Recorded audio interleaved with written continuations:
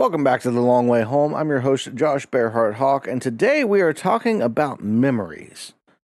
This has been one that I've had on my list of things to talk about for a while now, and it's really focused on early memories, not just ones you can remember necessarily, but how your earliest memories affect you later in life.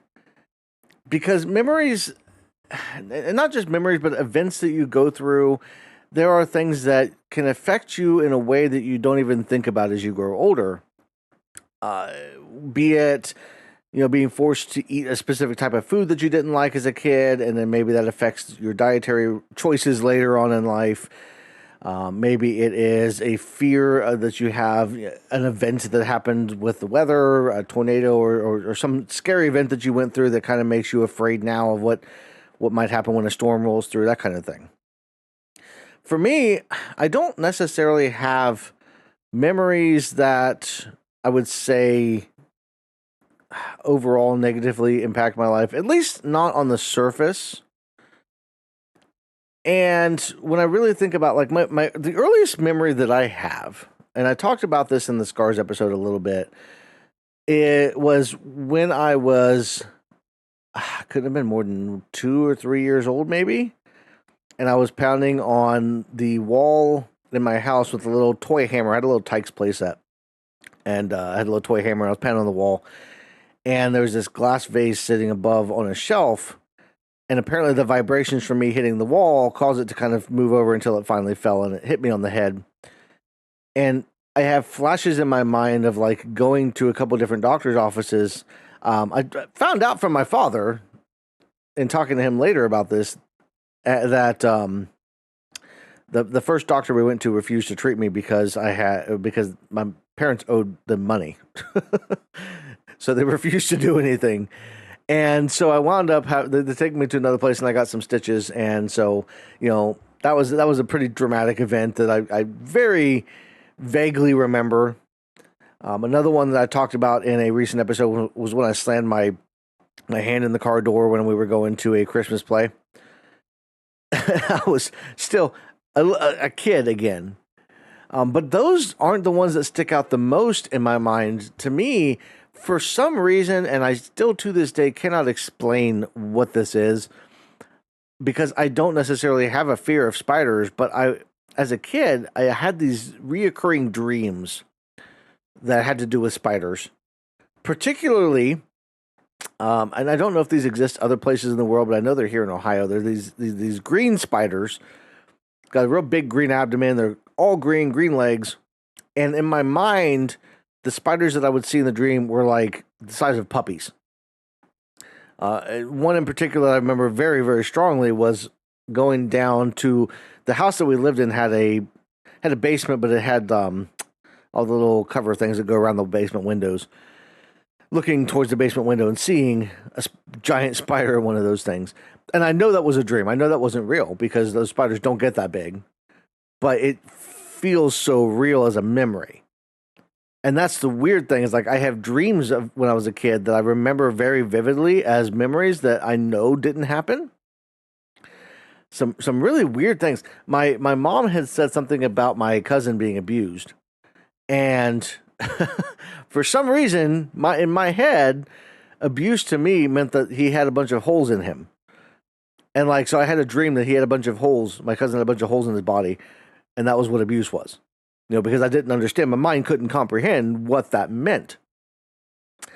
And those things, while they stick out in my mind as strong, vivid memories, they aren't things that necessarily shaped me as I got older. Now, one thing that did shape me was my mom's love for Ohio State football. We grew up from the time I was born, my blood red and scarlet and gray. Every Saturday in the fall was an Ohio State game day. And we would go over a specific, the ones I remember the strongest were right after my brother was born. I think he would have only been a few months old probably because he was born late December. So I imagine this would have been the following fall probably when he was less than a year old. She would put him down for naps, and then she would take me with her over to the neighbor's house to watch the football game. And she'd take the baby monitor just in case he woke up or something. But we would go to the neighbor's house and we would watch the football game because she wanted to scream at the television and she didn't want to wake him up. and that was how diehard. And looking back, I'm like, that was not a good idea. She should not have done that. But it was the late '80s. Like, I don't know what to tell you. That's just that's the way it was. So, and that directly impacted me growing up because Ohio State and football has been a big part of my life. You know, I played football in high school. In middle school, I played Pee Wee football. I'm pretty sure I got at least a couple of concussions when I was playing in high school, but concussions weren't taken nearly as serious then as they are now. So, like, that was it. And then even as I grew older, like every Saturday, sit down, watching the Buckeye game. I would go outside because when we moved to Mount Vernon, I was probably 5, 6 years old, and I didn't have the attention span to sit through an entire football game. So what I would do instead is Mom would be watching the football game, and I'd be outside in the yard throwing my own little football around, pretending I was playing football. You know, that's how big of an impact football had on me. I was throwing the football to myself, pretending I was the quarterback, I was the receiver, and we were always beating Michigan. That's the way it always worked. Like, that's just the way that I did. So that particular memory and that particular thing, it still gets me to where, I mean, I'm 38 years old and I would sit here and watch football games and scream at the television, even though I know they can't hear me. You know, it's just something that I do. It's something that's fun, and it harkens back. It's a way I can connect and be closer to my mom. Even all these years later, after she's passed away, I still have that connection. You know, so that's been a big thing for me. And then there's the houses that we lived in, because I don't remember necessarily the houses that we lived in when I was first born, obviously.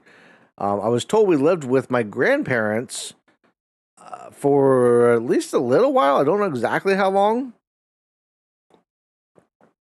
And we moved from there to another house. We were living in Whitehall for a while. That's the first house I remember. And it was a duplex. So there was somebody like connected to us in the apartment. And I remember a little girl living next door. I feel like we played together. I don't remember all of the details right. And then we moved to Mount Vernon because after my youngest brother was born, around the time he was born, because my mom said she wanted a safer environment than Columbus. Columbus was a bad place, according to her, as far as like crime rate and all that kind of stuff. And it was just not a good place to raise children. So she wanted to move to a small town where it was going to be more conducive to properly raising children in her eyes. And I remember the first house that we lived in Mount Vernon. We didn't live there long. The only thing that really sticks out in my mind is I remember rats. I think there was rats there. And I remember an Easter morning waking up and finding a spot that I hadn't seen on the ceiling before. It was a spackled ceiling, and there was like this big spot that looked like a giant footprint. In my mind, I was like, that's the Easter Bunny's footprint. You know, so that sticks out to me. But none of those houses, I think it was too early in my life to really have that big of an impact on my later life. Some of the other memories that I formed as we moved to the house that we would ultimately live in for the most time. And I would, remember walking to school, and the memories that really hold hard on me are playing outside in the summertime. We had a bunch of friends in the neighborhood. We'd all get together and do different things, play tag or football, climb trees, like, normal kid stuff. Walking to school, especially in the fall, and even in the winter, like I remember the snow and all that kind of stuff. So like, I remember school was a very, very big part of my memories. There's one in particular that sticks out to me as a school memory. I had some good teachers. I had some bad teachers. One teacher in particular, Mrs. Pitts was her name. And go ahead and laugh at that, I guess.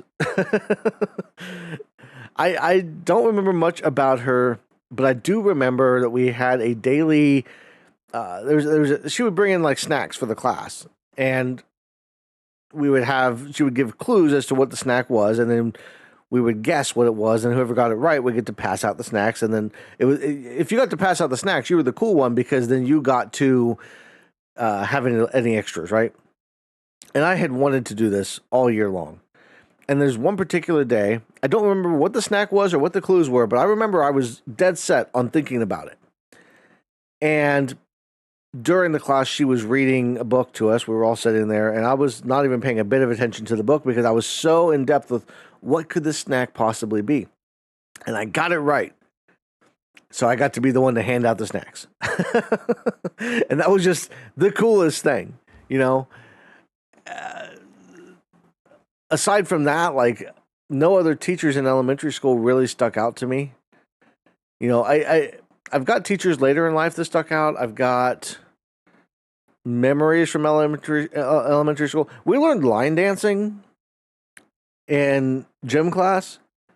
Now, I couldn't line dance my way out of a box right now if I had to, because I don't remember a damn thing about the moves. But I do remember very, very vividly line dancing to Boot, Scoot, and Boogie by Brooks and Dunn in the gym. Like, I will never forget that. And that is something that, like, I don't know that I've ever heard. How country are you?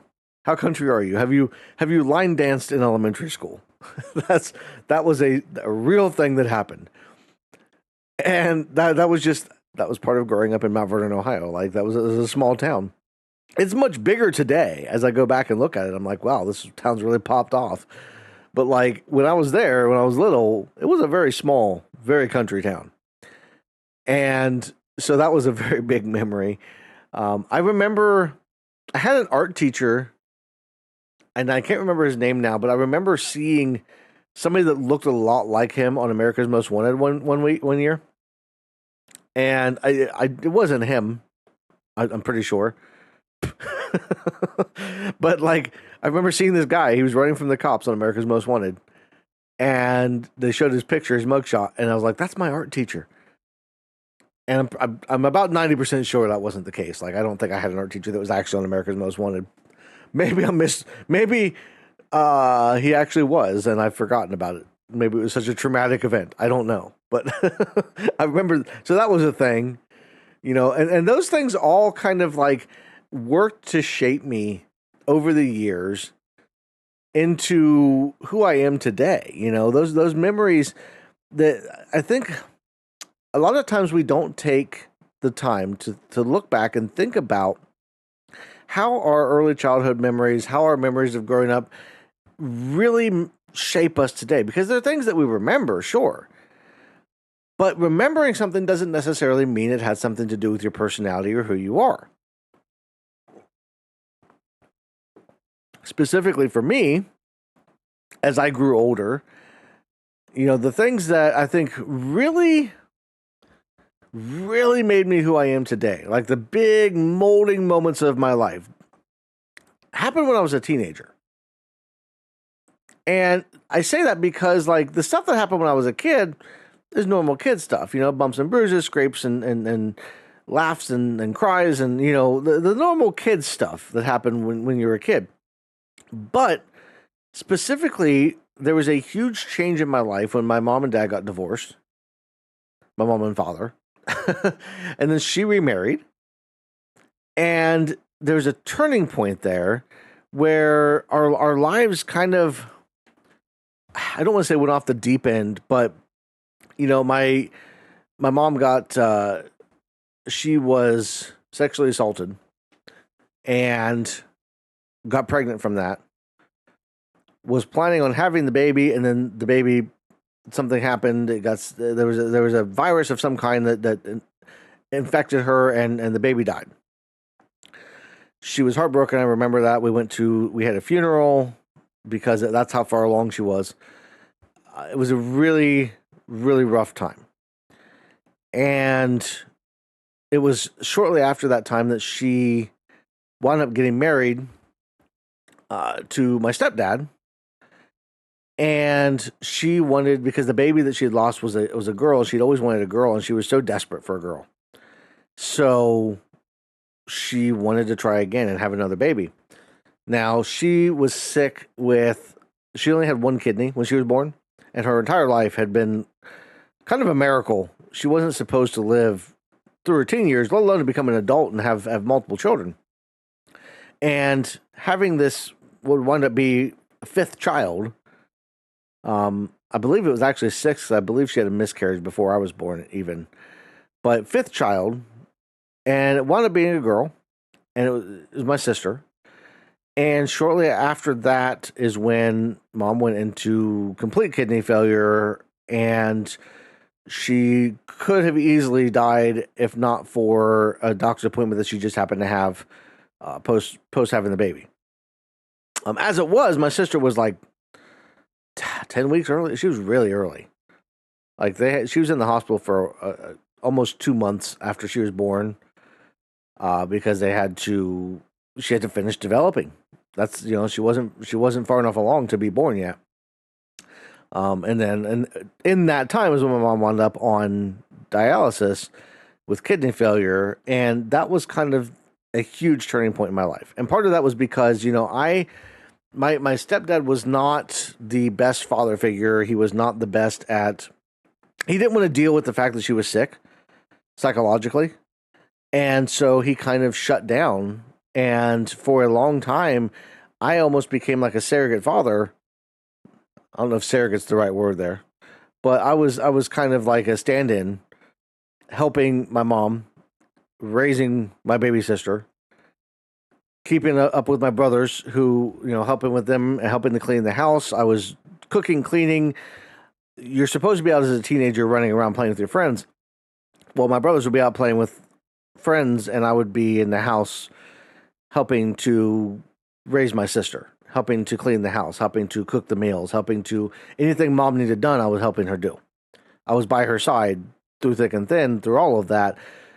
And that, I lost my teen years for that. They sat down with me after a couple of years of this. I was having a lot of stomach pains. I was having some issues. My mom took me to the doctor. The doctor said, well, looks like he's starting to form an ulcer, and it's due to stress, and need to find a way to kind of help him with that. And their solution was to sit down and say, well, you don't have to do this anymore. The stuff that I've been doing for a couple of years at this point, and taking care of the house, essentially, you don't have to do that anymore. And you can't just flip that switch off. I tried, but I wasn't good at it. And the bulk of my teen years, I don't remember it for the fun times at school. I don't remember it for the football games. I don't remember my teen years for anything outside of all of this stuff with my mom being sick. And that had the biggest impact on my life. And in a big way, especially when I had kids of my own, because I was not ready to be a father. I still wanted to be a kid because I lost that ability. That was taken away from me. And,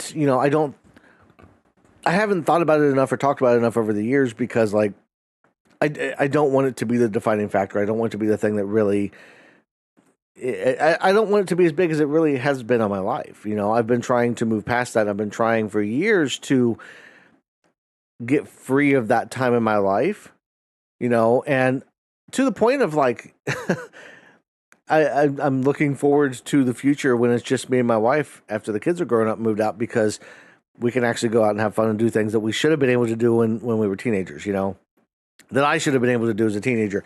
The things that I had stolen from me, the things that, it wasn't right what happened. And it was because people made mistakes and did stupid shit. And I think about all that, and that's the part of my life that really impacted me. That, and then my mom passing away when I was 19. Out of the blue, didn't expect it to happen, but apparently she did. I found out in recent years that she actually knew that she only had a couple of weeks left, probably, to live. But for me, for my brothers, my sister, it was unexpected. We didn't see it coming. It was just out of the blue. And it was one of those deals where, that coupled with everything that had gone on as a teenager, that shaped the bulk of my life. It wasn't the stuff from when I was younger. It wasn't the early memories. It wasn't, the stuff that I think a lot of people in your first few years is where you really gain your person, who you become later down the road. That wasn't for me because I had such a drastic change. There was so much that happened from the time that I was about 11 until I was 19. Like that 8-year stretch, so much shit happened that made me who I am today. And it's stuff that I'm still dealing with mentally, psychologically, stuff that I'm still working through and processing. I've gotten good with a lot of it, but it's still stuff that I think about on a regular basis. I'm like, why did I have to go through this? And focusing heavily on making sure my kids don't have to go through that kind of stuff. I've tried to make an effort to really push my kids to get out, have fun, do things, be teenagers, enjoy your life. Because that's what life is all about at the end of the day. The meaning of life is having fun and enjoying yourself. We're only here for a limited amount of time. And as long as you're not hurting anybody else, you should be out there having fun and enjoying yourself.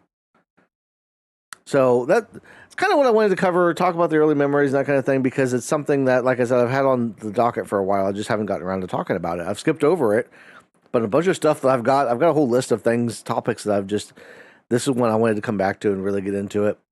And I'm trying to do more of these. I'm trying to get up to three podcasts a week. I'm releasing these now on regular podcasting platforms. So you might be listening to this on Apple or Spotify or Amazon Music, or I know there's a million others out there. You might be listening to this on any one of those, or you might be listening to it on Patreon or my website, joshbearhartlegendsandtales.com. Basically, there's a million ways you can listen to these podcasts now. So wherever you happen to be listening, I do want to thank you for listening. If you happen to be on YouTube, because these are also on YouTube, thank you for watching, because I've got video as part of the podcast on YouTube. So hi to everybody out there. If you're listening on Patreon, thank you for being a patron, all that good stuff. But that's all I got for this one. I've got a bunch of other ones I'm going to get through and a bunch of stuff coming up. So stay tuned for all of that. Make sure you're following me on whatever platform you happen to be listening on, so that you don't miss any of the future episodes. But thank you again to everybody for watching, listening, whatever you happen to be doing. Have a great rest of your day, and I will see you in the next one.